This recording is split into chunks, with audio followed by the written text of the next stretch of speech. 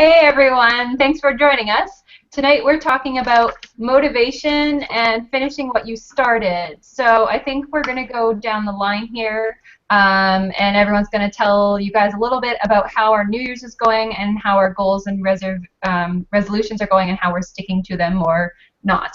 So I have Caitlin here on my right.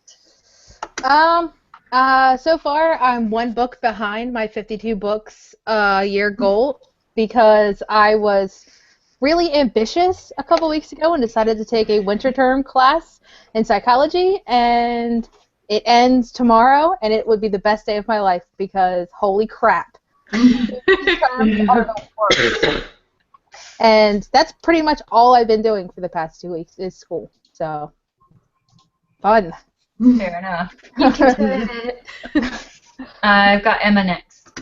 I was just looking at my Goodreads challenge as Kaylin brought hers up. And it actually says that I'm a book ahead of schedule, which I thought I was already going to be behind. Because I'm having trouble, finding books that I want to read. I don't know what it is. I was, on, this reading roll at the end of the year, finishing my challenge. And ever since then, I've been, trying to find books I want to read. And everything I, pick up and start, I, read a couple chapters and, put it down. I'm having a hard time with reading. I'm having a hard time with focusing on things right now. I don't know why. so pretty much all my resolutions aren't doing super great because of that. And Kelly? Goodreads, I'm 2 ahead, which is mostly work-related for having to read stuff on deadlines. But so that's been good. Writing, not so much.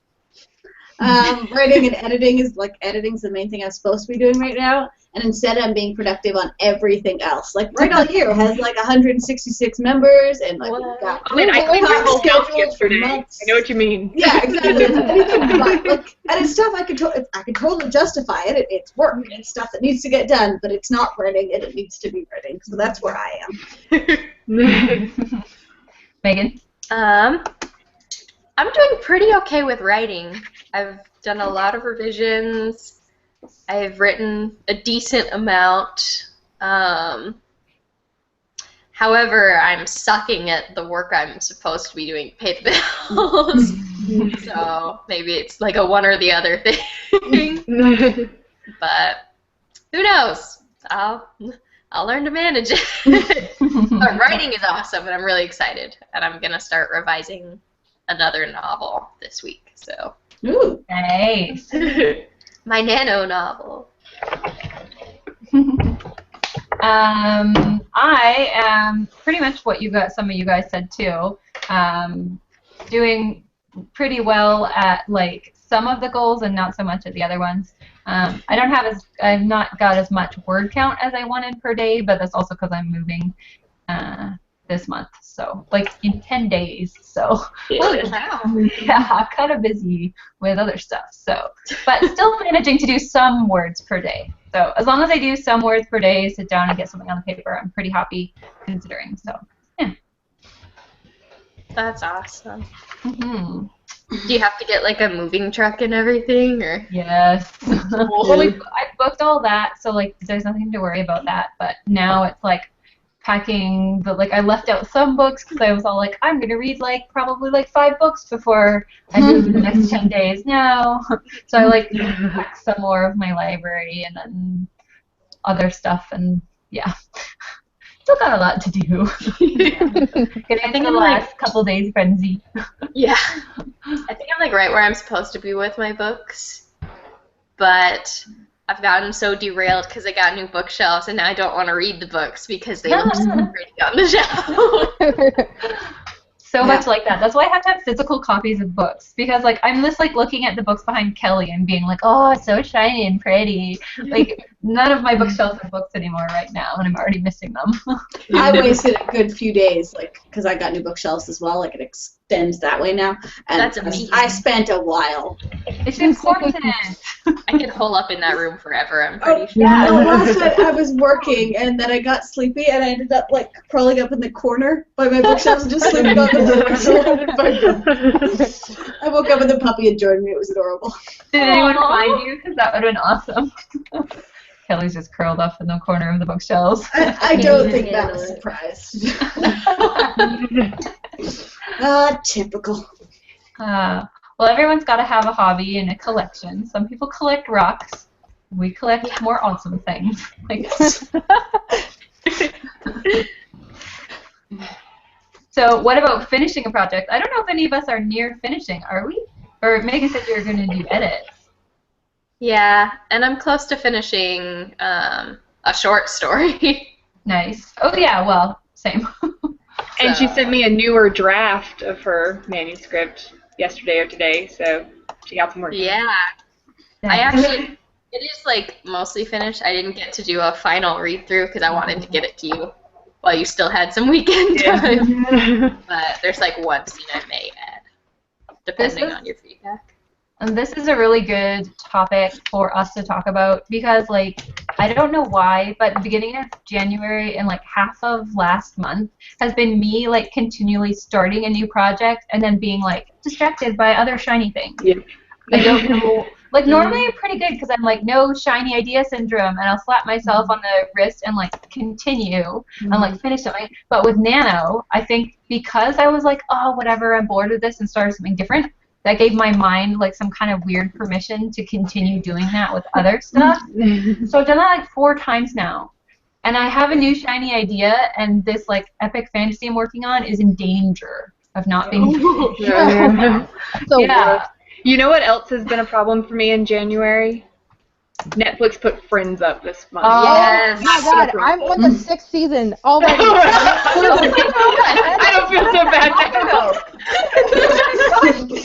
I've been all school for 2 weeks, except for the 6 seasons of Friends. Oh my god.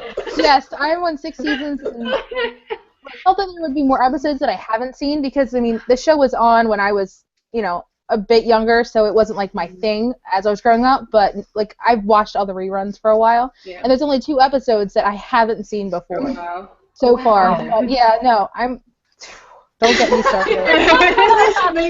Okay, I take back what I was saying about it being a problem for me because I'm only on season 2. Yeah.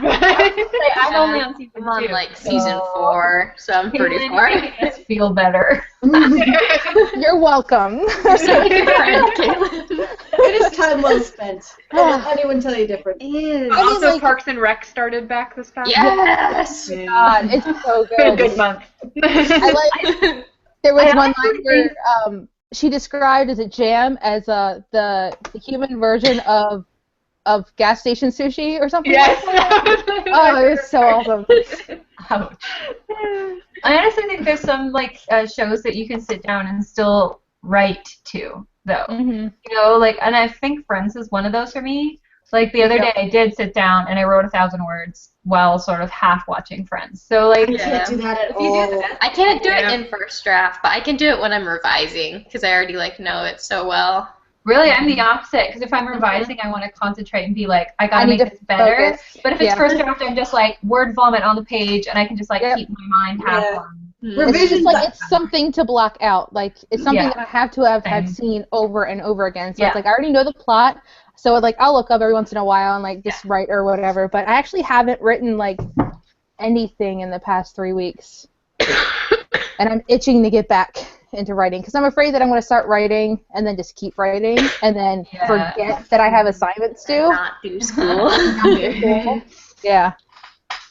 But Yeah. It's funny because I found like I know that there's like there's no community season. I think 5. I think it is on Netflix for me, but I know it's online, so I could watch it online. But I know if I start, I won't stop because Community is one of those things where I'm like I cannot look away until I finished all of the episodes in a row. And I won't feel like I'm moving right now, and I'm trying to write. I'm like I can't. But I Season want 6, to. March 17th.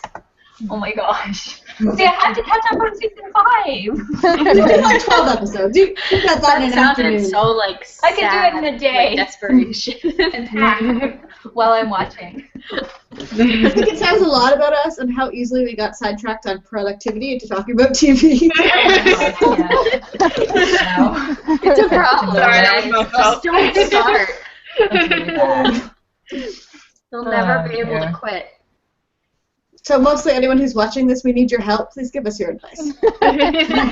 Yeah. And also, any questions are welcome at any time. Please ask us questions. Ashley in the comments is on the 6th season too, so I'm not alone. Really? I'm checking the comments and I'm not seeing any. What the? You have to like refresh and then click the sort button, like the top comment to newest. It's not showing. That's the only way I see them. Otherwise, it's just like one. Oh yeah, I don't see anything either. But 9 people are watching. Yeah. That's Thanks weird. for watching, guys. Yeah, we We love also you. have questions about books, so like if we're willing to get sidetracked, which I totally am. I don't see any questions. What's going on with the questions? All right. We have a question from Nats a Ninja. If you could only keep 3 books from your shelves, what would they be? Oh. Harry Potter books. What kind of question is that? It's just I know. Like, you can't have the whole Harry Potter series. I know. 1 and 3 and 7. Mine would We're like be all breaking out in a cold sweat.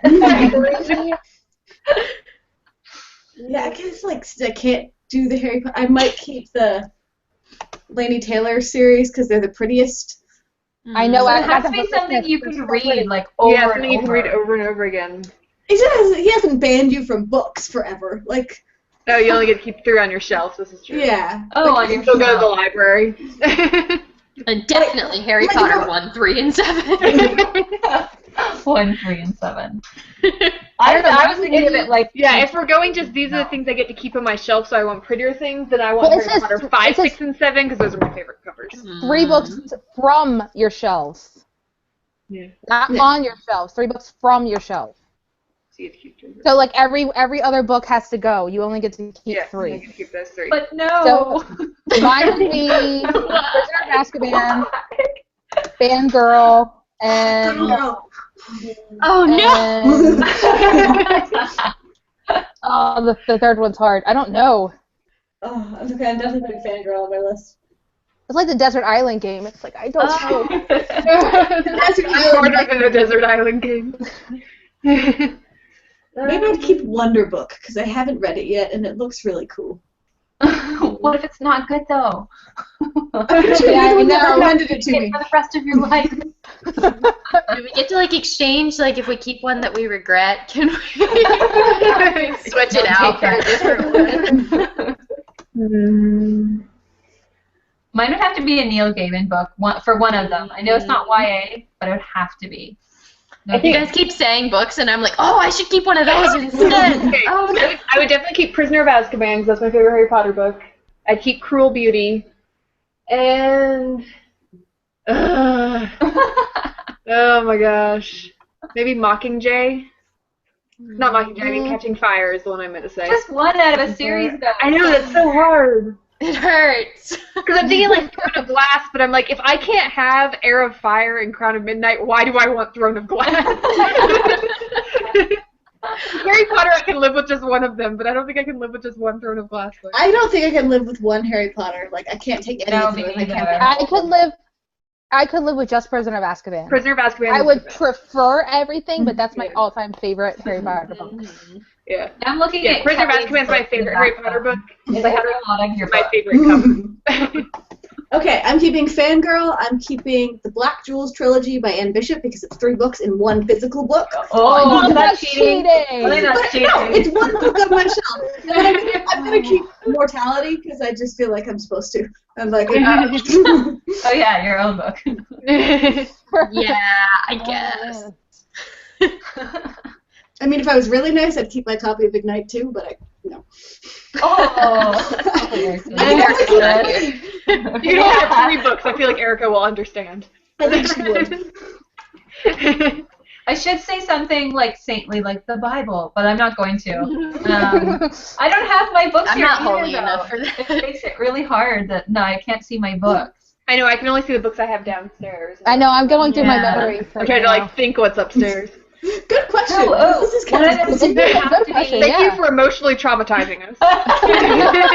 One of them is Nightmares. Jonathan Strange and Mr. Norrell because that's like really, really, really thick, Huge. and I really, really like it. So Neil Gaiman, Jonathan Strange, Mr. Norrell, and then a YA book for sure, but I don't know which one.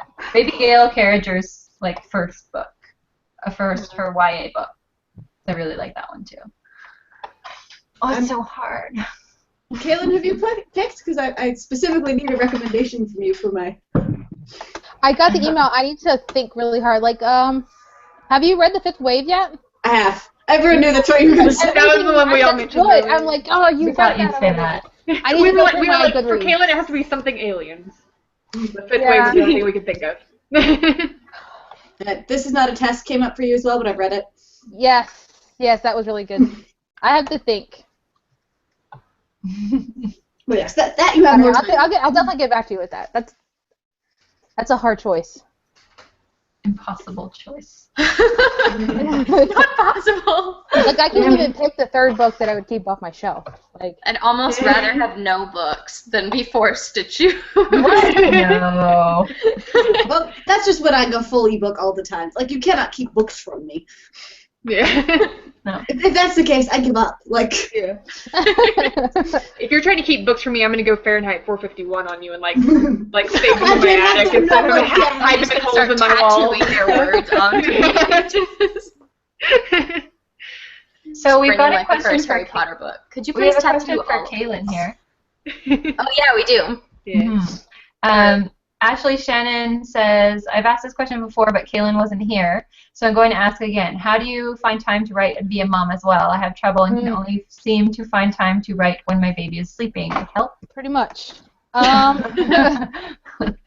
It's actually harder as my daughter is getting older because she feels the need to, Mom. Like, if you've ever seen that episode of Family Guy where Stewie's like, Mom, Mommy, like, that's my life right now. It's like every sentence starts with Mommy. So it's like, we're the only two people in the house. I'm trying to get her to understand that she doesn't have to address me like that, but with now. And she's 3, and she's very demanding. So a lot of my writing gets done at my day job, when I'm on my lunch break, or when she's sleeping at night. Like, that's pretty much it. Like, and the same thing with schoolwork too. Like, that most of that's getting done after 9 o'clock at night. Somehow I'm still managing to hold a B in the class. Superwoman. That's crazy. You are Superwoman. I've heard moms say that they literally have to squeeze time in, like, where no time is. Like, whenever they'll just bring their laptop around with them and wait for, like, 3 seconds. I can write in this 3 seconds. Like, which is why master I write of time. I write like on my phone. I write on my tablet. I always have paper and pen around the house. So like, she's really into her tablet, and we have like a lot of like the new Rosetta Stone kids apps that she likes to play with. So I might be able to squeeze in like 15 to 30 minutes while she's occupied with that. But any other time of the day, it's just when she's sleeping. You definitely can't be one of those like people that's like, oh, I have to be like in the moment and I have to prepare myself. Well, no, all that goes out the door. That's why I think Watch my video from this week. Like, finding something that inspires you, is really important. Which is why Pinterest is really working for me. So like, once she's asleep, I go downstairs, I get everything that I need to sit and like just lazy out on my couch, and I go through my Pinterest boards first. And then I'll read through like the last like 5 paragraphs that I wrote, and then just go from there. Also, I know like Pinterest helps. Really quick. Like I don't have kids, so I don't know. Like, I can't even imagine how you guys do it. But I was working for a while. I was working a lot, and then I also had like an hour there and an hour back commute. And I did work on the SkyTrain, like wedged between people. It was weird, and I didn't want anyone reading over my shoulder. But that was one of the only times, in the morning and at night when I got to write. And I would do it on a pad because I couldn't, like, excuse me, pardon me, and, like, bring this laptop through the SkyTrain. But just having a little notepad and being able to, just, like, basically whenever you can. Yeah, I know a lot of people who actually wake up early. Like, there's a thing on Twitter called 5 a.m. Writers Club. I tried it once. I've never been a morning person. If I wake up that early, it's not going to be writing. Even if I felt the urge to write, I'm not going to sit down at a desk at all, because the only time I ever participated in 5 a.m. Writers Club was when I had stayed up until 5. I wouldn't be able I'm already up, might as well. I don't think I would be creative at 5 a.m. in the morning. Like, I used to get up at 5:45, which was a little bit early, and stop at a coffee shop and get like 15 minutes in. Well, on my way to work, I would get 15 minutes of writing in and be like, but it was still like fractured and weird time that I didn't feel like I wrote really amazing words at that time because it was still so early, but it was a rough draft, right? So I don't know. Yeah. Squeeze in moments whenever you can. Unfortunately, it's not a nice answer, but Yeah, and utilize Something is better than every nothing. method Yeah. of writing. So, like, if you write on your laptop, try, like, handwriting for a little bit. Try writing, on your phone or any other means, just to have paper all over your house. yeah. Just make sure you do keep it all organized, because you're going to write a scene out, you're going to love it, and then the next thing you know, your child uses that paper for, like, your painting. Yeah. That happened. Oh no. That happened once. Yeah, that wasn't fun, but Was that a whole it was scene? very pretty. I kept it. I still have it somewhere. Oh man. Yes. No, I'd show it to her like 10 years down the road. Look what you did. this.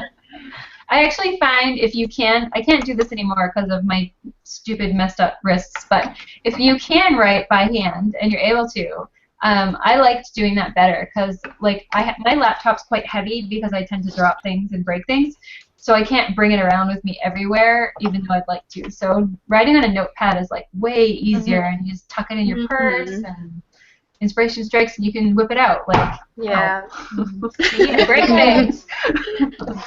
That's why I like the Evernote notebook. I actually got a few more for Christmas this year. Ooh. And you write in it, and then you take a picture, and then it stores it in the software. So you have it on your phone, you have it That is anywhere so you want to cool. access it. It's right there for you. That's Of course, it very doesn't cool. recognize my handwriting, so I can't search in my documents. But I have enough tags to where I know what it is when it's logged in. But That's awesome. I think too, one of the things that sometimes gets me like motivated when there's a scene that's just like there was one of the commenters who said like every time you get started you can only get like 33 words in or something, and that happens to me a lot. And what I like to do is handwrite out like the bullet points of the scene, like what's going to happen, because then it feels like I can like manipulate it and have like fun with it before I actually have to sit down and make the sentences happen. And that inspires me a lot, I've found. see, I don't actually start writing until I'm completely in that mindset. And again, it can be really hard when you have like a lot of things going on, but that's why I think a process is really important, to where you have like a routine kind of set down, but try and find something that will trigger that inspiration really quickly. And again, I'm very visual, so the Pinterest boards are like spot on for what I need. Yeah, that's awesome. That's cool. And like 'Cause the if I more go you in write, cold- the more you'll understand your process, and the more you'll get what Exactly. works for you. Yeah, because if I go in cold, I'm not writing more than the 33 words either. Wasn't- You need to Aaron, get in that zone. Aaron, wasn't it you who used to like light a certain candle or something? Yeah. Yeah. I'm not So you doing that anymore because my apartment doesn't allow real candles, that's which lame. made me so angry. Really? Yeah, I guess they think that people might burn the place down. I don't know, but I'm not allowed candles Candles anymore. get dangerous. So yeah, Also, so the that's like apartment you're in now, or the one you're moving to? No, this one. Hopefully, we own the one we're moving to, so I think we would be allowed candles. I yes. would hope. Whatever you want. It's still an apartment with other people in it, but I think that since they own the apartments, they are allowed. So. I would Yeah. think so. Yeah. Yeah, so I like something like that though, like just like lighting a candle or something. 'cause Yeah. it's really Well, quick I to make get a cup you. of tea every day Yeah. too. So as soon as I make my tea and the kettle boils and it makes a little click sound, that's like Pavlov's dog, and my brain's like, time to I write. was just gonna say that. I'm like, I'm a psychology major. I know what this is. I'm like, Chelsea, we learned about that this a couple like last week, and I'm like, I wonder if you're using like the same scent, and like whenever you smell that scent, all of a sudden you could be walking down the street and be like, I gotta write. I have to write right now. Cinnamon, time to write. It's actually not a bad idea. So we've got a question from Samantha. Oh, this is related to the Harry Potter one, but if we could only pick a Harry Potter one, what one would it be? Not this one I again. think a Harry Potter book. Yeah. Prisoner of I think Azkaban. some of us Prisoner of answered that. Azkaban. Yeah. By far. Yeah. I don't know. I'd have to read them again. It's been a long time. Do like a giant read through before making your decision. Yeah. I'm keeping Prisoner of Azkaban, but I'm putting the Order of the This is a Phoenix cover serious on matter here. We need to read the book first. I'm just picking Order of the Not Phoenix. deciding this lightly. it. Which is the longest? Because that seems important. Yeah, that's fair. Half-Blood Definitely Hallows is the longest. Oh, Hallows. Yeah. Well, maybe I would choose that one because it wraps it all up, right? I don't know. Like a resolution to the series. No, So, like, Prisoner Okay, of Azkaban is a so good it singular says book on its own. Goblet. Oh. No. Order of the Phoenix is the longest at 257K, and then Deathly Hallows is only 198. Okay. Oh. Maybe like the page setup was different or something. It's funny because somebody, I can't remember who, somebody was recently complaining to me that they got so big. And I was like, are you kidding me? Oh, yeah, Order of the I wish Phoenix. they were bigger. They were that long. Better. Yeah, Order of the Phoenix, 870 pages. That is a tome. And that one's my favorite, so that's the one I would pick. There you go. It's That's still the one that I feel like I have grown to love the most, because I didn't like it that much the first time I read it, and then like the more I read it, the more I was like, I actually like. I think the older I got, the more I appreciated Order of the Phoenix. Is that the one where he gets really whiny, or is that how? It is, but it's also in love with the Order of the Phoenix and like Dumbledore's army and awesome things. And like there is no worse villain than Umbridge. Yeah, that's so true.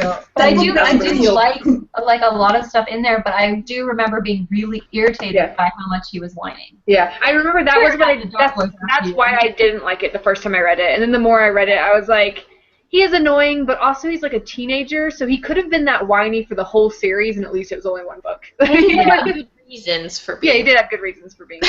He did. People wouldn't talk to him, which was pretty annoying. Yeah, it was annoying. I think if it would have just been him annoyed at the people who would talk to him, or like the adults, I would have been like, yeah, totally, those jerks. But because he was also annoyed at his like good friends, I was like, stop being so like you're really annoying me. It's true.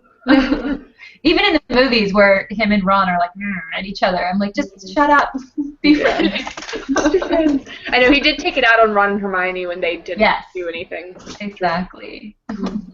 Makes me sad. Stop fighting. But like Kelly said, Umbridge is like the greatest villain in the whole series. Yes. So. Oh my gosh. So I saw a GIF or something the other day where it was like Umbridge is like flowery and pink, but she's still like the greatest villain that ever was. Like the most frustrating to read, that's for sure. Yeah. Oh my gosh. Like I legitimately hated her. Oh yeah. With a passion. I had trouble. I can't watch that movie anymore because I get like I grind my teeth. Like I have a headache. Yeah, and I don't know what it is, but there's just something about the cover for Order of the Phoenix. So, like, when I look at it, I, like, get chills, and I just, like, want to read the whole series. Like, I don't know, it's a beautiful cover. I think part of it might also be, like, for one thing, I think it's beautiful, like, all the blue-toned everything. And also, there's the fact that, like, that was the first one I bought at midnight. Like, the first 4 were already out when I started reading them. So it also has, like, the emotional connection of, like, the first time I was, like, waiting I got a minute was the 4th. Yeah, it's like the first one, like, I remember, like, being on the internet and they, like, released the cover, and I remember, like, on MuggleNet, and I double-clicked and I was on, like, dial-up, so I had to wait for it to load, and I was like...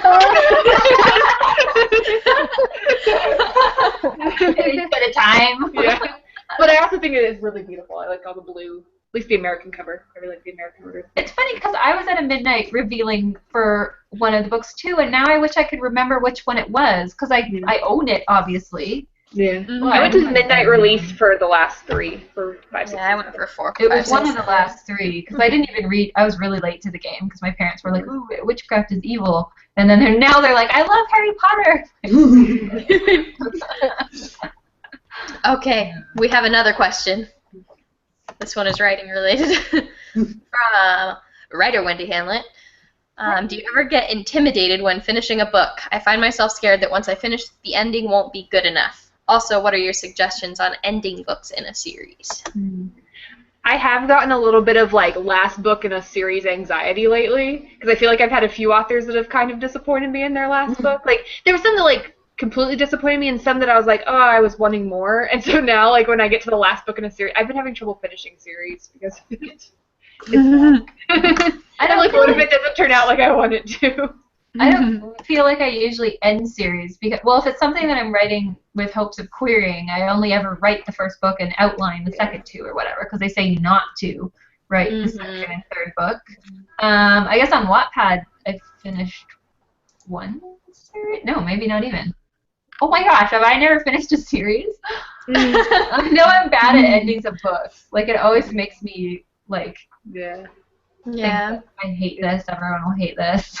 Yeah. I think I always try to find like the balance, because for me, I don't love purely happily ever after endings. So I try and find like the balance of like, what can I do that will be enough of a sacrifice in the climax, but that will also leave myself and other people who read it feeling satisfied. I like reading bittersweet ones, for sure, because I find them the most realistic, I think. Because nothing's ever wrapped up with a neat bow and happily ever after, really. Yeah. I think I'm more nervous with my writing in progress now than I've ever been, because it does not end happy at all. Like, there's really not a smidge of happy. There's a little bit of hope, though, but it's not really happy hope. My last book was. I'm just really nervous of finishing it, because I'm like, what if I write it and it's not as great as my brain is, making me think it is? And like, what if it's too much? But One you of the don't things know I until love, you do it. Yeah. One of the things I love is, I think it was Neil Gaiman. I was watching one of his commencement speeches, and he was talking about, I think it was the Graveyard Book. And he's talking about how he was sure that this book would not work while he was writing it. And that he like loved it, but simultaneously was like, oh, I don't know, will this work? Will people enjoy this? And he was just like, screw it, and he wrote it, and it's this incredible book. And so I like to tell myself when I feel like this is too risky of an ending, or this is too much this or that like maybe it's just different, and this is what someone wants. It's a good kind of different. Yeah. I mean, I think everyone goes through doubts with writing. Like, you're never going to escape it. Like, literally everyone has some kind of doubt. It's just pushing past that and just finishing it. And it's also important to remember that it's not, like, especially for your first draft, when you're first writing the ending of something, it's not permanent. You can go back and reread it and decide you hate it and write something different. Or you can fix it, the parts that are weak or the parts that you don't like. Yeah. You'll also have people helping you. You'll have beta readers that are like, I really love this ending, or I really think you should change this. So you're not alone in it either, right? So it becomes a little less scary when you think of it that way. It's not fixed in place and permanent after you've done it, and you'll have other people's input. Yeah. That's why it's important to like not jump the gun and rush into publishing it as soon as you're done with it. Yeah. For sure. But yeah, endings are scary. I agree. Yeah. And then we had one more question, I believe. From Rose, how do you keep up with a word goal? I have an 11,440 word goal, very specific, and I have 5,550 words down. Help. I think setting a time frame is important. That way you have something to work towards, and you know when you have to work towards it too. And also right? splitting it up. Like, once you figure out that time frame, like saying, okay, so if I'm going to do this in this many months, then how much am I going to write every month, and how much every week, and how much every day? Yeah, exactly. If you break it down, it makes it way easier and less overwhelming. And also, if you have something like Write All Year where you can log your word count, and you can see it going up, that's like, it's really rewarding to be like, oh, I can log my words for the day, and it is like a reward to your brain, and it makes your goals seem more attainable and more fun for me. It's just so satisfying seeing the bar just like go up. Yeah. I love it. I love it. Exactly. So Addicting. Yeah. I finally downloaded Scrivener. I don't know. Yeah. Finally. I love it. I'm very slowly going through the teaching you how to use it and stuff. So I haven't actually. Yeah, like once you get through it, it's easy as cake. Like, it's so easy. I'm really excited to use it because I'm reading books, and all of the authors on books on writing are like, use Scrivener, and I'm like, okay. Fine. You convinced me. Yes. Yeah. I think ultimately, there are lots of things you can do to hone your process and blah blah blah. But really, you have to sit down and you have to do it. Whether you set like, if you've got like a day you want to be done by, and you have to sit down and be like, okay, well today I have to write 2,000 words. It's just, self-control sucks, but you have to have like use it. Mm-hmm. Yeah, for sure. But like, I think I talked about this in a video or something, but like, it's really important to like pencil it in, and like, I have a schedule now that I found that I love, because it like it's not like the passion planner, but it's sort of along those lines. It like breaks it down into hours per day, and like, what are your goals, and what's your end goal of your week, and like stuff like this, right? And if I include writing in that, and I'm like, I have to physically check this off to show that I've done it, and it's way more motivating, other than having this vague idea in my head that I'm like, oh, I should write some words today. Actually writing it down and working my schedule around it. So your writing is important. Super important. Yes. I think a lot of people treat it like a hobby, and then they don't understand why they haven't achieved their goals. Mm-hmm. How's the comment section going? That's good. We're getting a lot of comments. So thank you everyone for those. We have another question from Tim. Have you ever had to actually fully scrap an idea because it doesn't work? Tried it many times in many ways, but can't find a way to make the plot work as it does in your head. I've only scrapped one thing once, and it was because of feedback from editors. I scrapped an entire manuscript and rewrote it with an entirely different plot because I still loved the characters. That's as close as I've got to what you're describing. But as to like an idea or a plot, I don't think I've ever done that before. Yeah. Anyone else? I like to think I never scrap it. I just put it on the back burner until I was just gonna I have one that I stopped doing because I kind of planted myself into a hole. It was, really early on in the beginning when I started writing. I created this whole world that I loved, but it's a portal fantasy, which means the main character, it's kind of like Alice in Wonderland. She, goes to Wonderland. So it's like a bunch of weird stuff. So it kind of like paralleled Alice in Wonderland, but like there was no plot once she got there. It was just a bunch of really weird stuff. And I'm like, I got like, I think 25,000 words in, and I'm like, what the hell is going on right now? Like, what am I trying to write towards? But I love the characters and I love the world, so like I would love to revisit it, but I haven't worked on it in like 4 years. Yeah, It's still on my shelf. Something that we as word nerds always say is like never throw away or like no delete something. You always, like you can take it out and save it somewhere else for later. Because you never know, one day you might like suddenly realize that you have a way to make that work, make the plot work. Or even fitting it into a different story that already has a plot and stuff. Like a character can fit in there, or I don't know. There's always a room for something like that. Never delete. Yeah, I have usually if I'm gonna like scrap an idea, it happens like before I've actually started writing it a lot, because I'm a huge plotter, so I can kind of be like, oh, maybe this should wait. Same. I have like my first manuscript that I want to recycle the characters and the supernatural elements, but the rest of it's dead to me. That's it's sort of like what I did too. Like when you have a part of it that is still really good, and you can use it for something else. You can like take it out of that manuscript and sort of put the rest aside for maybe something else. Or like I have other ideas that are like I'm saving them for when I'm a better writer.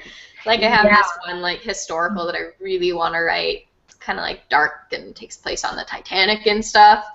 And I don't feel like I'm a good enough writer to do it justice yet. So I'm like putting research aside for later for it. It's funny that you would say that, because I definitely have ideas that I feel like that too. Like I'm like, maybe like 3 years down the road I'll be good enough to tackle this book. Like it's, and I never really thought of other writers having that same feeling. So I totally have that. Cool. Because I read something like Jonathan Strange and Mr. Norrell, which is one of my favorite books. I'm like, I'd love to be able to write like this. I'd love to tackle something like this, but I don't feel like I'm anywhere near that level. You know, Mhm. I'm like, I have an idea that I'd like to do in that vein, and then I'm like, no, I can't. I have to put it aside for like 5 years into the future.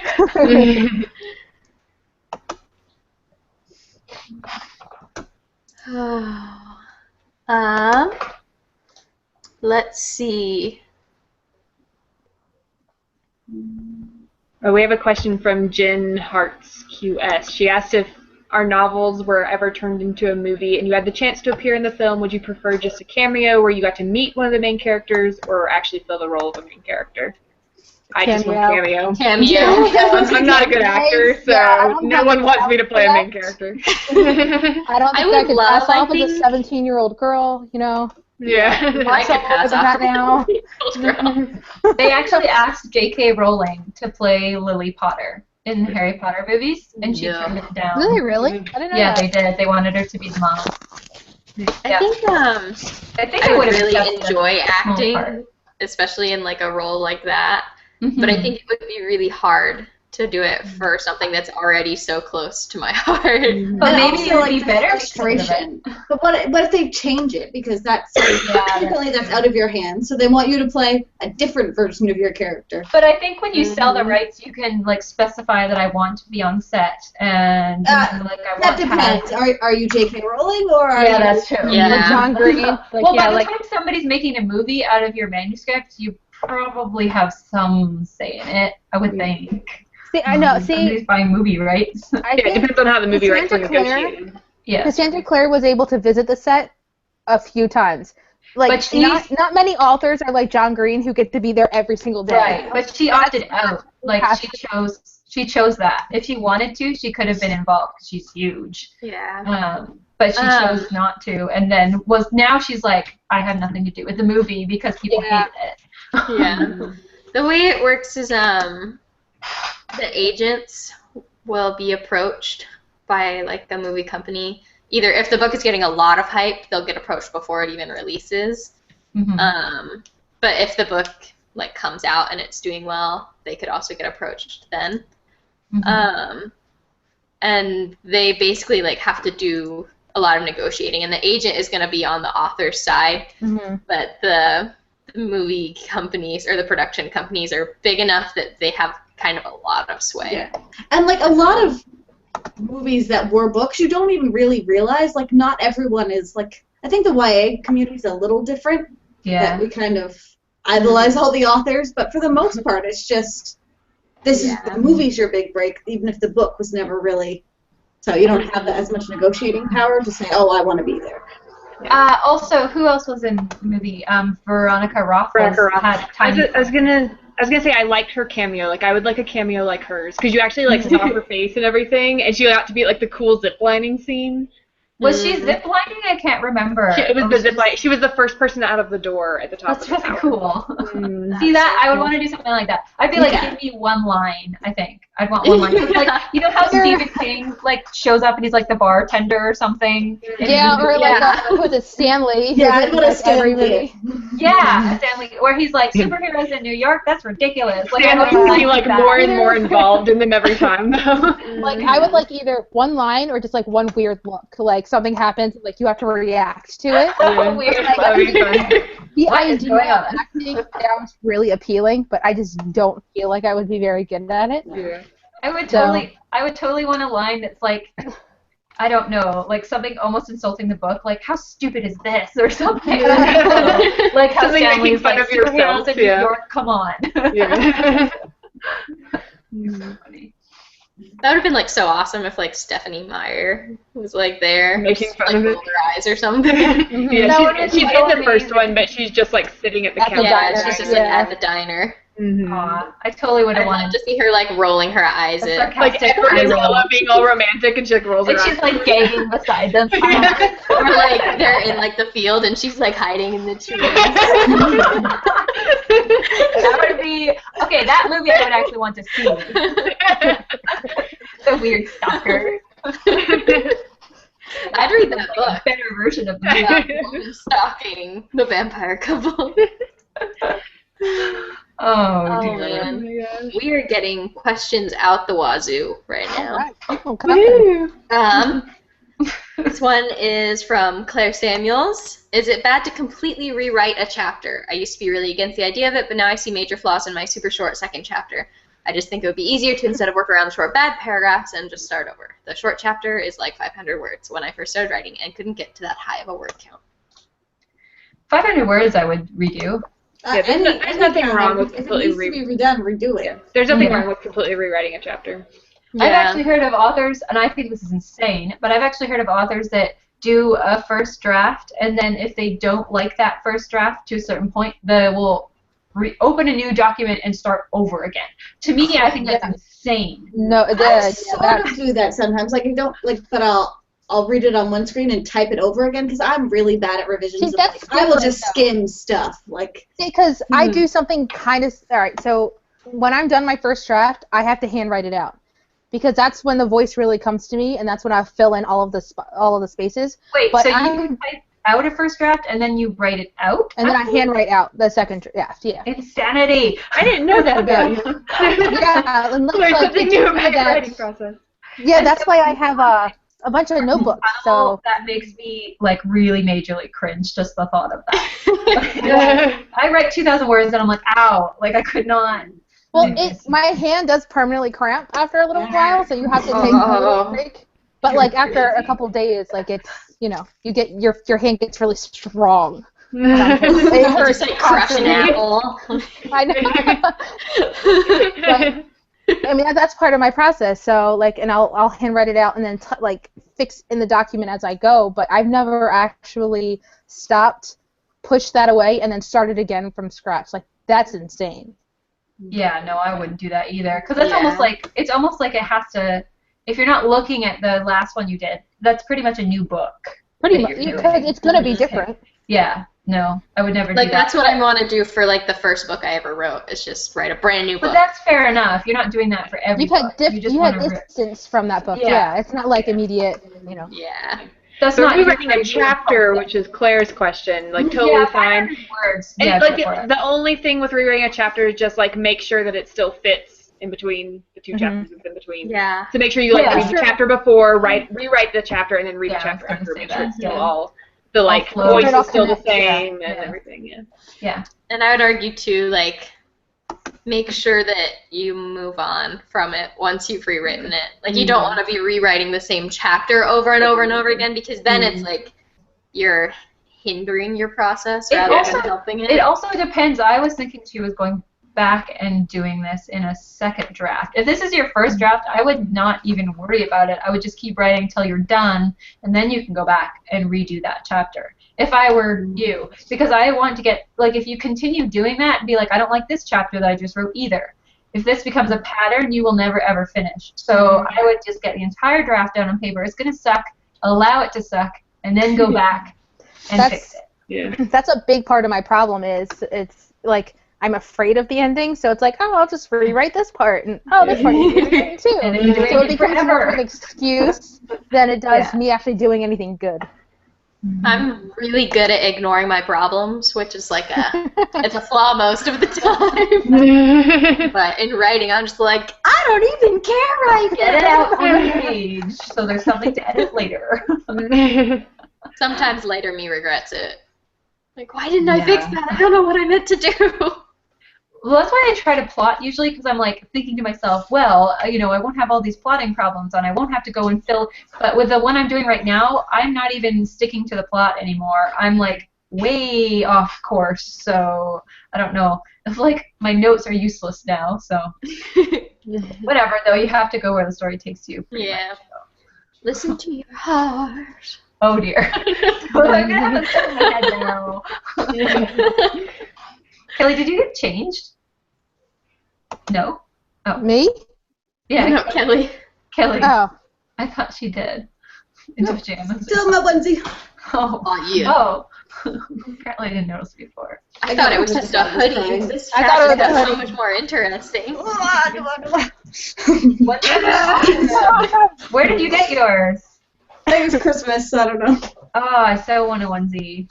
I know they make animal ones. I kind of want the panda one. I have the Minnie Mouse one. That's awesome. I got an Elmo one for my sister at Walmart and a Homer Simpson one for Matt at Oh Walmart. my gosh. Yeah, It'd be really Walmart. amazing if you could just sit in your onesie and like drink hot cocoa and write. That would be No, lovely. you get too warm. Like, Oh. Okay. Another question from Samantha. How do you deal with writer's block when you A, have terrible memories, B, that thingy-mabob when scenes seem better in your head than they actually are, and C, are not good at writing in general? Yes, I need lots of help. The memory thing is my biggest issue because I have a terrible memory. Yeah. That's why I plot a lot. Like I am Write hard lots of notes, yeah. Yeah, and lots write of down things a notes, lot. lots of everything. I have like index cards. I have it up in Scrivener. Everything is just I know what's going to happen and when. To where all I need to do is fill in the slots. So like all the major points are already done. I just need to write it. Yeah, I I'm need to really know bad. what's going to come next. I'm really bad about, like, I'll, like, have an idea, and I'll be like, oh, I'll write that down the next time I'm next to my computer, or, like, have some paper, and then, like, the next time I do, I'm like, I remember I had an idea, but I have no idea what it was now, you know? Yeah, and I learned in my my class this week, I'm learning a lot of really good stuff, that your short-term memory is literally only like 30 seconds long. So, like, if you come up with that sentence, you need to write it down now because you're not going to remember it. I had this amazing idea, and I remember thinking it was the best idea ever, and it was going to make me millions of dollars, and I was like, this is really good. I'm going to remember it, because normally I do remember my ideas, and I woke up the next morning, and I lost $1 million. You're a disappointment. You were going to fund all the Word Nerds retreats, Megan. Just kidding. I don't actually think my ideas are that great. But I really like this one. As for the scenes being better in your head, that is like always going to happen. Yeah. Oh, yeah. No matter Never, how ever, ever experienced you are. going to be better on paper than it was in your head. So push That's that. what revisions are for. Yes, exactly. It's always going to come out like way less cool. It was so epic in my head. Me, like every time I sit down to write. Yeah. One thing to think about for that though is that as you write it out and you think, oh, it's not as good as it is in my head, as long as the writing is good, it could be just as good in the reader's head. So because they're going to be visualizing it as they read too, and you don't want it to be too specific. You want to leave it open to interpretation, and you never know what's just going to strike a chord. And it's like, oh my god, that's the best scene ever. Yeah, and also readers didn't have your preconceived notions going into the story that you did. So they're not like, well, where was the epic fight in this? And because they don't know, right? They just know what you put on the page. Also, as to what was ABC, was that she isn't a good writer. Everyone starts out thinking that they're a terrible writer. So again, just like do your rough draft and allow it to be rough, and then come back and fix it. Yeah. And then Because read the a only lot. way to get better at writing is to write a lot. Totally. And then to read a lot too. What is it they say? Especially- 10,000 hours? Yeah, I was about to say that. Yeah, like it's kind of like that whole notion that like writing is just like this like gift that people have and you can't learn it. It's not true. You can learn it. You can get better at it. Definitely. I think it's a huge like the more you read, obviously when you're growing up, the more you have a natural rhythm and voice, and then you develop that later on. And you make it better. And if you don't keep writing, then you can't do any of that. Yeah. It's like if you play a musical instrument, the first time you sat down to play it, you probably were no good. You know? But if you keep practicing. Unless you were Emma.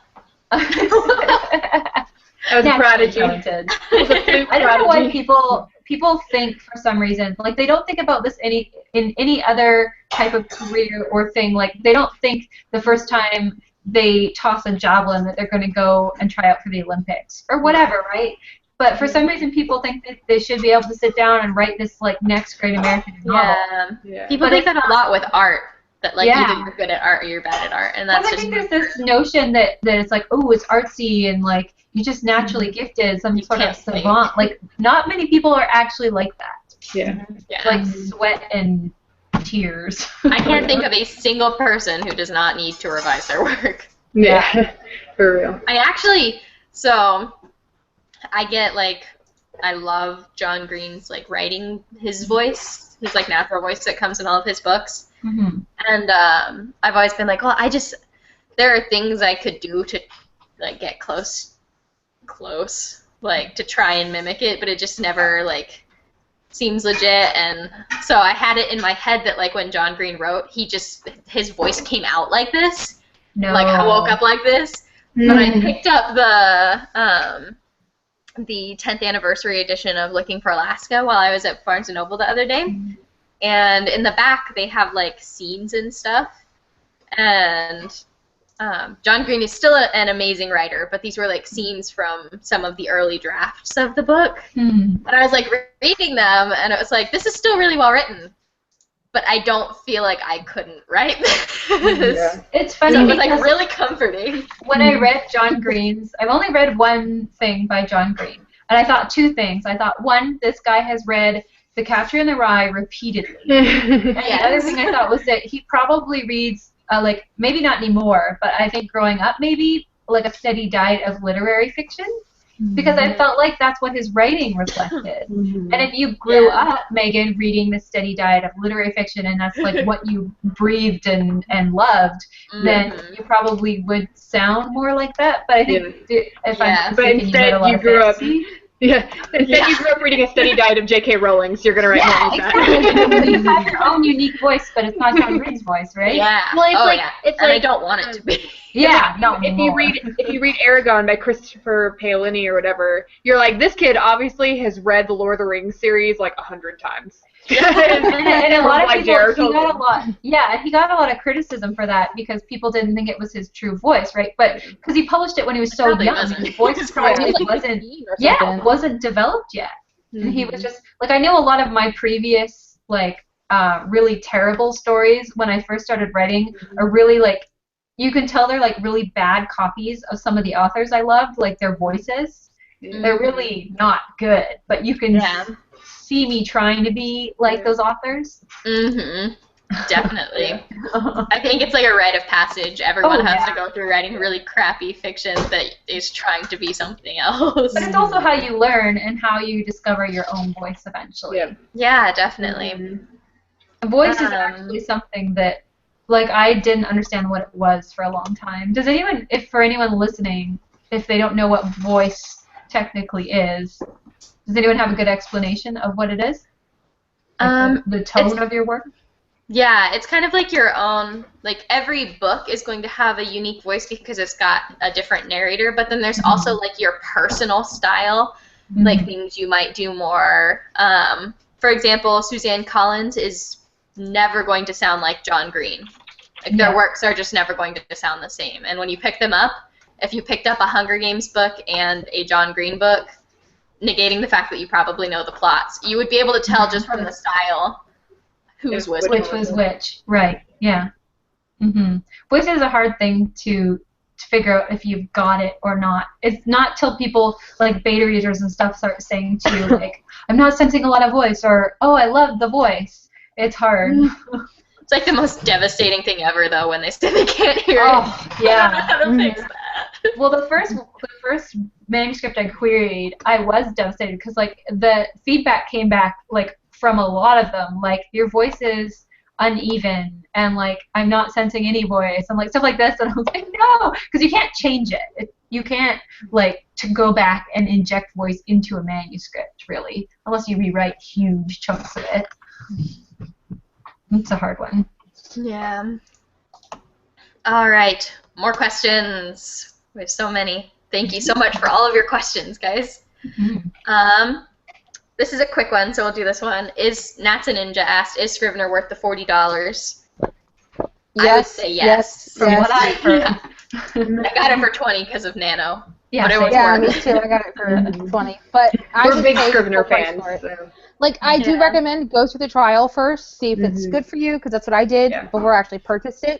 But having purchased it and used it, totally worth the $40. Yeah, you can do like a platter. You can do like a 2-week trial and see if you like it. Make sure if you do the trial, like, go through the tutorials, because if you just like go in and I'm like, I'm going to use this, then it probably won't work well for you because you won't know how to use it. Yeah. So make sure you the tutorials because they're great. It's like a plotter's That's what I'm doing dream. right now. Like you Yeah. can plot so easily on Scrivener. Mm-hmm. All right, another question. This is a good one from Sarah. If someone started to hate on your story, what would be your reaction? I remember in one of my fanfics, this one person was saying that my chapters were terrible and that I was stealing someone else's story. And then they would comment on every chapter the same thing. You keep the comments to yourself or with a very independent, closed circle of people. Yeah, don't comment reply on to the person. Do not don't feed reply me to trolls. Do not engage. Do not engage. Also, depending on what platform you're on, you can delete the comments if you don't want to see them again. Even it's that, not- though, I think that's a little bit... Because Well, if it people depends where notice that she- you're doing that, It it's depends like, what oh, she's deleting all the on. negative stuff, you know? Like if she's on Wattpad, then if it's like nasty comments about how she's ripping off someone's story, there's no reason why she shouldn't delete that. For that. Yeah, that's true. If I mean, if it's just I don't like the story, I don't recommend deleting them. But if somebody's being nasty on purpose, you know, like you could tell that there's some kind of something behind the comments, I would like maybe delete them, but definitely don't engage in any way. Yeah, no, don't engage. But if it's just It's someone not who worth like, it, you know? yeah, if it's just someone who doesn't like the story, you do have to understand that there's going to be people who aren't going to like your writing and aren't going to like your story. There's people who don't like Harry Potter. There's people who don't like everything. So Mm-hmm. if you get worked up over every person who doesn't like your story, then you're gonna have a really miserable time as a writer. Yeah, it says more about the person who's leaving these mean-spirited comments on your story than it says about you. Yeah. It means that they Definitely. don't have anything better to do. Yeah. Turn on that T-Swift song and just like bust a Shake it move. up. Take it off. Like flip off your computer a couple of times and then you're done. It depends on the comment, like, and what platform you're on. Like on Wattpad, for example, mostly if I get nasty comments, I ignore it. But if it's something that's really bothering me, like somebody's accused me of stealing someone's story or something ridiculous like that, and I know I'm going to dwell on it, or I might accidentally scroll down while I'm editing something or see it again, then I'll delete it. That would be one of the only reasons I would. Because if I'd come across it again, it would remake me angry. Mm-hmm.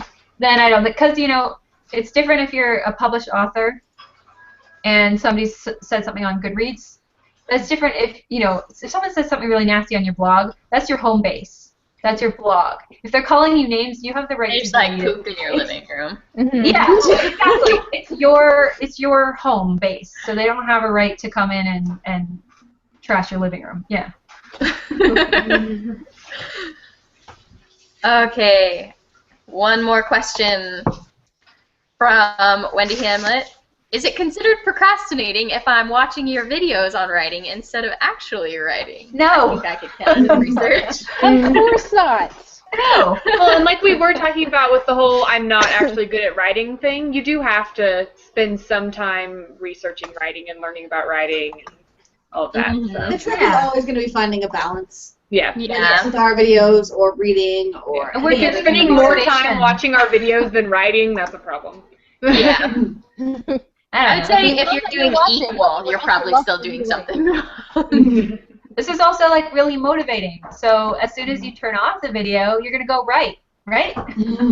Yeah, definitely. That's what I'm gonna do. Totally.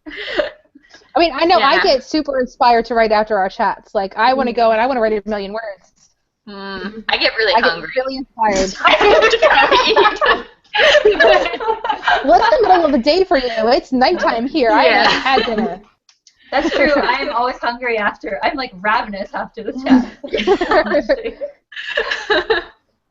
And I just have like all I'm thinking about right now is my new shiny idea, and somebody needs to like frickin' restrain me from writing it. Seriously, I need Write out the plot a and then lecture. come back to it. Yes. I wish Thank things like you. that make me wish that we had pin sieves from Harry Potter, so you could just like take it out Yes. and Oh, like put it aside so for good. later. Yes.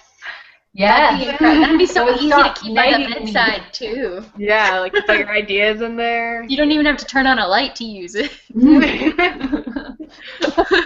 like wake up in the middle of the night and just like put your broom in there. amazing. Man. Oh. I was on this, Harry this like Potter was super real. fancy allergy medication for a little bit while I went to my in-laws. I'm really interested to see where this is going. Something about it. I react to medicine fairly easily, and it gave me like crazy nightmares, like really, really violent stuff, Yikes. but also really elaborate dreams that I wanted to just like write down all of them when I woke up. And like, this could be the story, and this could be the story. What were you on? It was, what's it called? Do you know? Give me some of that. I can't remember. It was some like allergy medicine that's supposed to be like more powerful and like trigger asthma. It's funny because I get that effect with NyQuil, but they're not like cool fighting dreams or anything. Like I just, like for example, when I was in high school, I took NyQuil and after Spanish class, and then I went to bed and I dreamed that I was stuck in Spanish class the entire night. So there's nothing cool about that.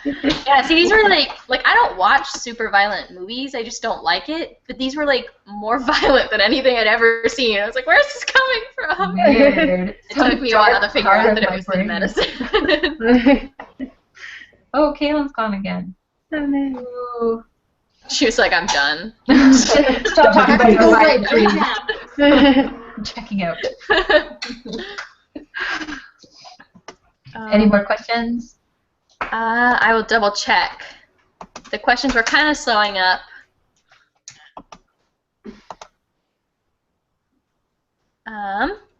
Oh, we've got it. Dana Square said haters gonna hate. True. Ashley asked, speaking of Scrivener and A Plotter's Dream, have any of you used Scapple? No. Scrivener's plotting program. I haven't. I think I know the gist of like what it is, and I don't think that would work for my specific process, just because it looks like it's too. Like I'm very visual, and I just think it would be too much for me personally. Yeah. What is it? Why? Isn't it like I think it's like like a web kind of thing? Like you where can you make have your webs central- with it. Yeah, like you have your central circle, and like you can have branches off to other circles, and like I guess you could like make your plot flow out of there, or like you could have like character branches, like a family tree kind of. But I don't think that would work well for me. Yeah. I really feel like I have to have it written down on paper for some reason. Like I would love to do a flow chart, and like I have. For Emily Black, I had like timelines, like you know how in high school they would make you do like timelines on poster board and stuff. Like I had that written out. I had cue cards glued to things. Like I need to have like be able to do it with my hands. That sounds weird, but I just need Index to. cards, yeah. Yeah. Like, that's part of the process is that I write everything on index cards and then I'll put it into Scrivener. Yeah, I also tried it out. I got like the free trial of it, and I liked it, but it was. For some reason, doing it by hand, where I could like scribble things out and stuff, that felt neater to me. Like that's part of the like, process too. I think is being able like to be Megan, like your hands-on. yarn thing. That's what I want to do. Stuff like that. That was fun. I would try that again. So cool. And then Ice Queen asked, "Is it bad to go on other people's stories on Wattpad for inspiration?" No, not at all. I mean, No. the same reason why we read books for inspiration. Don't go like to steal work, obviously. But if you want to be inspired, just read everything. Mm-hmm. Like, don't read Frost to do research for your Norse mythologically based urban fantasy, which girl goes and finds out all these things, because that would be kind of ripping off. Well, definitely ripping off of Erin's story, but. Yeah. But you can research Norse. Like I've had people come like to me on Wattpad and be like, "Can I do a story on Norse mythology without you getting mad?" I'm like, "Of course you can. Norse mythology has been around for hundreds of years, and there's so much to it as well. Like if you think something's cool about Frost, go and research all the other awesome stuff that Norse mythology has to offer. There's not just frost giants. There's like crazy gods and like big wars, and there's Asgard, and there's like so many other cool things. Yeah, for sure. But yeah, you can for sure get inspiration from other people's work, but just then make it your own rather than pulling a whole bunch of things from their work. And like, pull a whole bunch of things from lots of pieces. Yeah. If you know you're gonna write a Norse mythology story, it's good to see what else is out there and what the other, like what's already being done, because that's. Because you don't necessarily want to do what's already been done. Yeah. Yours won't be original. Yeah, for sure. But getting inspiration is fine. I think every author on the planet Earth does that. Yeah. Yeah. That's why it's encouraged to read a lot of A lot. everything. For sure. All right. We're looking at all the comments. Yeah. Yeah, we had a lot of comments today. Thank you, everyone. We'll have this one be the last question. Yeah? Yeah. So we've been going for a while. This one is also from Ice Queen. Is it bad to have lots of cliffhangers in a story? I don't think so. It's good. It depends. I think there's a such thing as too much. Unless they're, like, super awesomely done. But, like, I don't know. Like, there shouldn't be a cliffhanger at the end of every single chapter. That's too much. Yeah. That's my, like, knee-jerk It depends what kind of cliffhanger, too. If it's constantly, like, someone's about to die constantly, then yeah, that's ridiculous. But if it's, like, little subtle things, like character drama. Yeah, something that makes you want to keep turning the page and go on to that next chapter. Oh, this was going to be my last one, but now I have to see what's happening. I think that's... Like potato chip chapters. They're so good, you can't stop eating them. Right, like, you can have the subtle cliffhangers. Like, they're fine, but, like, don't end it, like, every chapter on, like someone's literally dangling off a cliff. No. Right, exactly. Tune in next chapter to see. Exactly. And make sure that if you're like, if you're constantly creating suspense, make sure you're also constantly creating like resolution. Yeah, what's the word I'm looking for? Yeah, you need to be like resolving things too along. Yeah, and there needs to be quiet moments where the reader, because like definitely I've had readers be like, okay, I feel exhausted after this book, and that's not necessarily how you want them to feel. Like in certain parts, that's good. In other parts, you do want them to be able to laugh or like just breathe a little bit with your character. So constant cliffhangers are good if they're like an assortment of different kinds. Some of them can be actual cliffhangers, and some of them should just be like subtle ones about character drama. Like something subtle has changed. Yes, yeah. Yes. All right. And also be careful with the types of cliffhangers you use for the end of the story. Like if it's a series, oh be careful how you're ending each book, because you don't want it to be something you want to like conclude the story that you're telling in that book. Yeah, each book should have their own arc that gets ended at that book, but then still has open threads to go and weave throughout the rest of the series. Yeah. Kind of like when we talked about Mockingjay Part 1, we talked about how some people thought it should have ended like right when Peeta goes to choke Katniss, and that's like a terrible ending for a book or a movie. You can't have a cliffhanger like that. I'm pretty sure people would be really angry if it ended like that. Yeah. But the ending they did use, which is like they know what happened to him, but like how are we going to fix this? That's it was so much more impactful. Yes, way more impactful. Okay, so we've been going for a little over an hour, so we've got lots of questions answered. Thank you for everybody that came out and watched and participated tonight. We had a great crowd at the risk of sounding cheesy. So I don't know, I guess we'll be telling people in the videos over the next week what we're doing for next week. Next week is book club. Book club. We were liars. Yes, we were liars. So read it. E. Lockhart. It's a super quick read. And less it's than 200 pages, I think. Yeah, I'm almost done. And I think it's going to be a really fun chat to talk about this one. So. And this is one that if you don't read it before then, you don't want to watch. So like, you need to read it first. Yeah, it's going to have big spoilers, like unavoidable spoilers in the next chapter. Well, we'll make sure to put that in the title too. Yeah, big spoilers for sure. Spoilers. Yeah, it's not the type of book you can discuss properly. I have a feeling I haven't finished it, but yeah, I think getting spoiled on this one would ruin your experience reading the book. Yeah. So if there's even like a 2% chance that you think you'll ever read this book, don't watch the video before you read it. Right. Okay, but it's a quick read, so do it. Yep. It's really good. Okay. Well, thanks so much, everyone, for coming out, and we will see you next week. Bye. Bye.